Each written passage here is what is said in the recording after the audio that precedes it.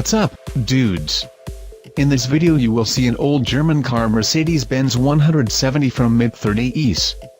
In 1936 Mercedes-Benz 170 was shown at the big technical festival OldCarLand.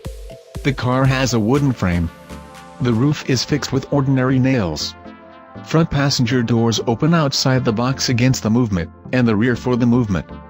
Above a wide grille there was emblem of Mercedes-Benz. Round headlights protrude from the wings of the car. Two wipers are attached on top of the windshield. On the back the spare tire. Access to the trunk from the cabin.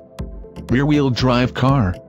Under the hood of this Mercedes-Benz is a 1.7-liter engine producing 38 horsepower. In 1943, when the Anglo-American bombardment destroyed the factories of Mercedes-Benz, the release of the model ceased.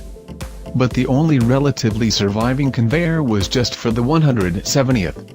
In 1946 was resumed production of the Model 170 via's S pickup, flatbed, police car and ambulance versions. Until the 1990s, there were few surviving cars.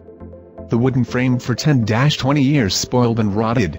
Mercedes-Benz 170V, the internal index W136, were produced from the beginning of 1936 to 1955.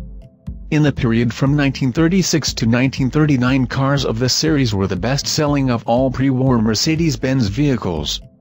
Subscribe to the channel, comment on the video and click on the bell. Until new videos, folks.